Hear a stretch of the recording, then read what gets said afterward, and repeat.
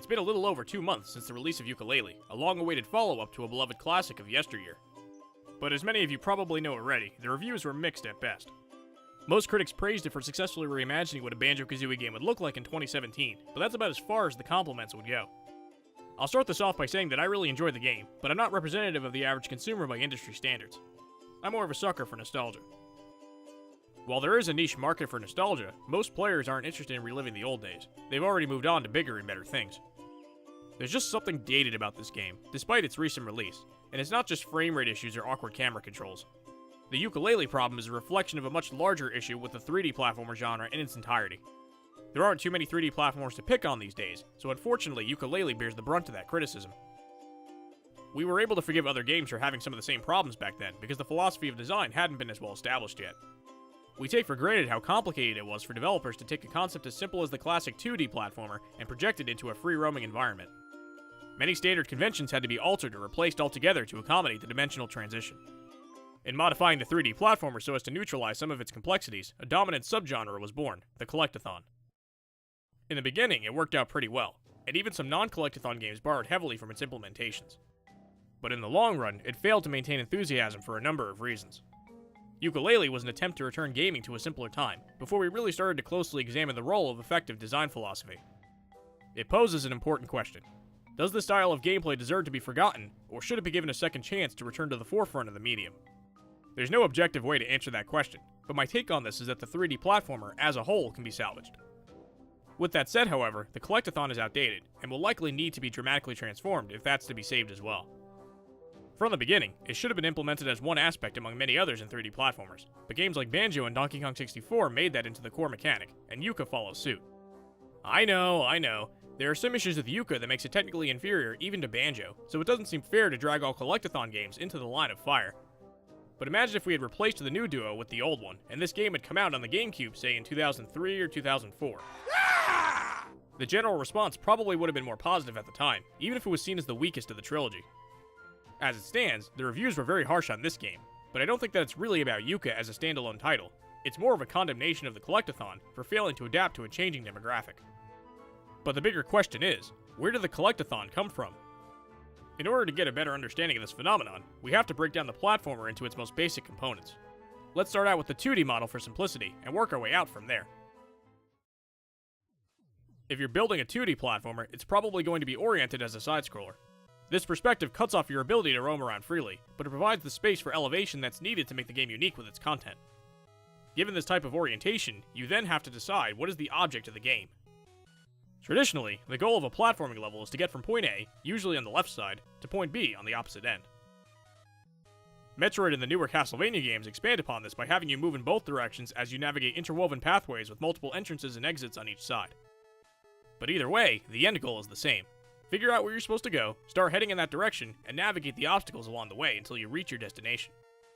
There's always room for innovation in level design and mechanics, but the basic A to B structure is timeless. The A to B setup emerges as the logical course of action when playing through a 2D platformer because you're very limited in how you can move around.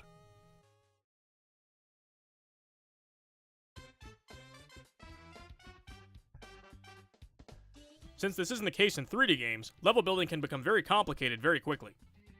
While point A is still the starting position, point B can now be anywhere in 3D space. And since you can move through that space in any direction, that means you can approach point B via alternate routes.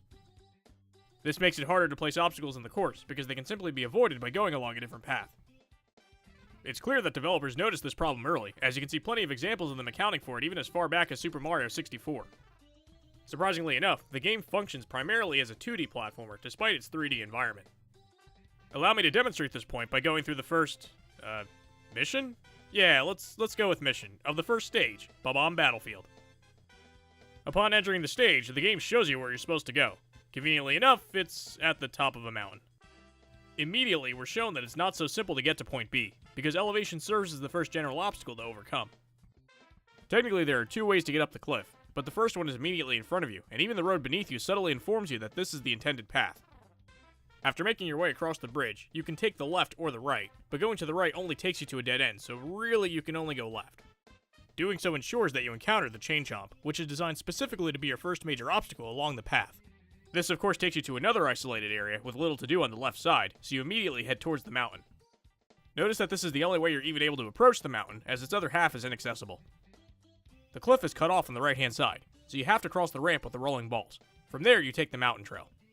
Since this isn't Breath of the Wild, you can't just climb the mountain directly. Once you get to the top, you fight the boss, get the star, and exit the stage. Having broken it down, you can argue that this pathway, for all intents and purposes, is still linear. The trail from the starting point to the boss can be recreated as a 2D side-scrolling level. In fact, it's already been done in Super Mario Maker. The 3D environment tricks you into thinking that it's non-linear, but it's only an illusion. You're allowed to go off the intended path, but you won't find an alternate way to get to where you need to go, so you'll eventually have to get back on it. This same basic setup can be seen for the early missions of later levels as well. In Womp's Fortress, you have to get to the top of a, fortress. It functions the same way as the mountain from the previous level, acting as a high place that's out of reach. The reason why high places are used is so that they can account for players who are trying to find alternate routes to get to where they need to go, since flying is off limits for the most part. The structures of these levels narrow your scope of movement, making it easy for developers to predict how you might go through them. And in doing so, they can populate the area accordingly with monsters and traps. In Cool Mountain, they spice things up by having you start off at the top of the high place, though I'm not really sure if the developers accounted for gravity, so this isn't really the best example of acting within those aforementioned structural limitations.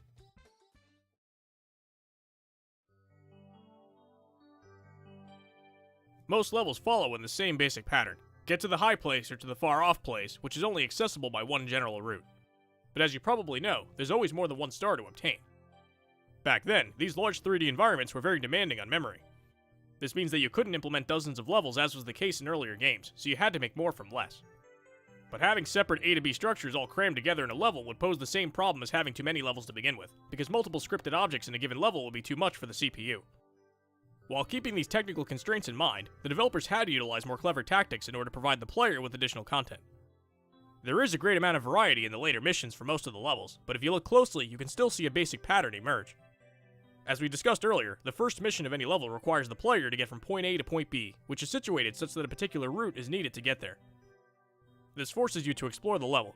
You'll inevitably learn its ins and outs as you do so. Following in this way, the second and third missions can vary depending on the level. Sometimes the A to B structure turns into an A to B to C structure, where later missions will have you go even further than you did previously. Alternatively, instead of adding that B to C stretch, some levels will have you get from point A to B again while using a different route, hence allowing you to experience more of the level than was previously available. Sometimes the route from A to B would be exactly the same, but with some new challenge added to it like racing Koopa the Quick. However it's laid out, the level is designed to be explored in segments, allowing the player to traverse new landscapes each time they go back into it. All of these ideas are addressed in some way between missions 1 and 3 of a given level. But these linear sequences don't make use of the larger areas around them. Eventually they would have to be utilized in some way. Recall the second entrance to the top of the cliff in Bob-omb Battlefield that I alluded to earlier. It's just a conveyor belt with platforms, and it's virtually right next to the bridge that you're intended to cross. But why even place it there? It accomplishes the same task as the bridge, but it can hardly count as a shortcut. By checking it out, you'll discover what will probably be your first ever red coin. At first, it just counts as 2 regular coins, so it seems pointless, but your instincts tell you otherwise, especially when you see that number pop up on screen. The designers were trying to teach you by the level's layout to explore additional options, so they purposely put this conveyor belt close to the bridge, making it hard to miss. As you continue to explore the area, you'll find dead ends, but some of them will actually contain more of these strange coins. By the time you get to the 4th mission, you probably would have found some red coins already, and now you know why, because you get a star for collecting them all. All of that exploring you did earlier pays off when you discover what these strange coins do, and you feel empowered by having already gotten started on the hunt before you even knew that that's what you were supposed to do. As you know, the idea of scattering collectibles throughout a level and having the player find them in a non-linear fashion is the whole basis for the Collectathon. It's like taking the red coin missions and making entire games out of them. In many of these games, completing smaller collections just contributes towards adding to your larger collections. In all fairness, this holds true for Mario 64 as well, as the stars in and of themselves are also collectibles, but the use of this mechanic is kept to a minimum.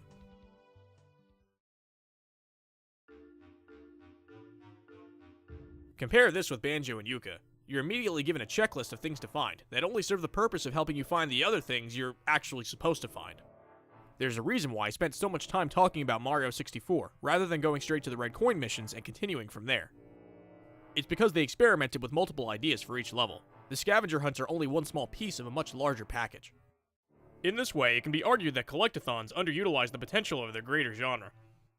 In their defense, these free-roaming levels were the precursor to open worlds, so it makes sense that developers would want to take advantage of it by providing players with the ability to go about it however they choose to.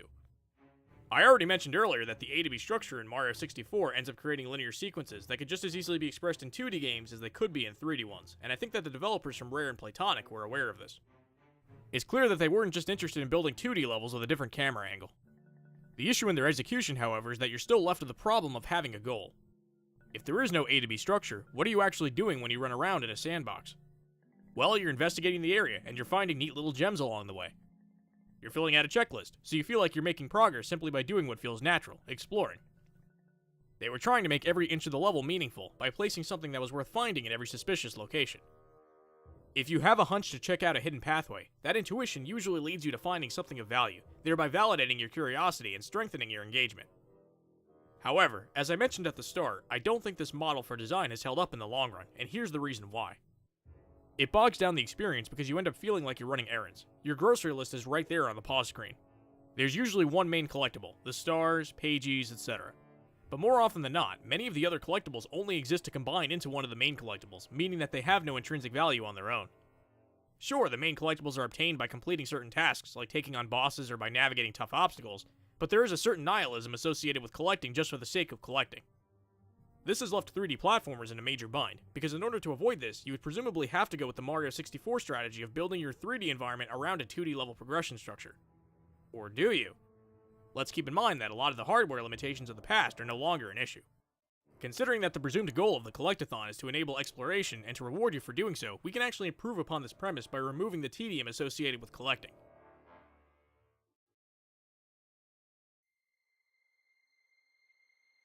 One of the other issues people had with Yooka-Laylee was its self-contained and disjointed levels, which are emblematic of classic 3D platformers. There is plenty of ground to cover in these levels, but they're all separated from one another. There's an argument to be made in favor of transcending the level as it's currently understood. What if we were to take the 3D platformer and expand it into an open-world environment? Hell, it's already worked for other genres at this point.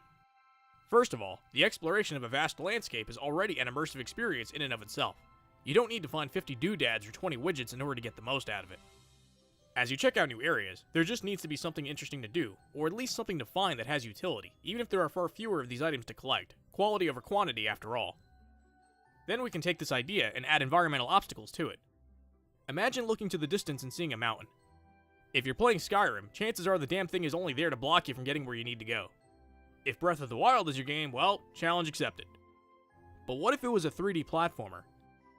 The mountain trail would be littered with obstacles to overcome and enemies to fight. You'd then get to the top and maybe get some item that makes it easier to swim. And then you see a lake in the distance, so you head there next. After getting to the lake, you navigate another set of obstacles and fight a boss. In a traditional platformer, all of the sequences laid out in this hypothetical example would be isolated from one another. But imagine having every level exist on the same map, with the freedom to go about them however you wanted to. It would still function mechanically as a platformer, but its environment would be more comparable to those of adventure games and RPGs. You can turn the A to B problem into a strength by challenging players to get through the obstacles in their own way. It's kind of like how Breath of the Wild shrines enable you to solve the puzzles in different ways by using its physics engine. You'd have plenty of room to do it in an open world, even if it was only a fraction of the size of other open worlds.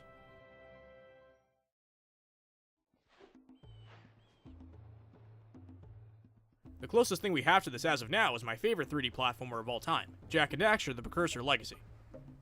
Because of Naughty Dog's innovative methods, there are very few loading screens, as the levels transition seamlessly from one area to the next. Yeah, there's quite a bit of collecting in the game, as each level has 7 scout flies that equate to 1 power cell, the main collectible, and the precursor orbs effectively do the same thing on a larger scale.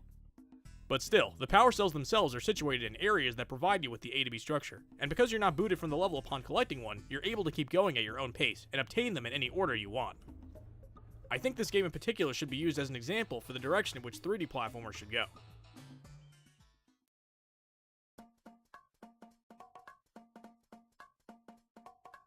With that said, I wrote the majority of this script before E3 2017, and so I was not aware of what it looks like Nintendo has in store for Super Mario Odyssey. It certainly appears as if they're going with more of an open-world approach, which makes sense considering how successful Breath of the Wild has been. The footage shown at E3 shows much larger levels with room to breathe. There are plenty of obstacles to get through, but you go about them in your own way. You're not limited to an ordered sequence.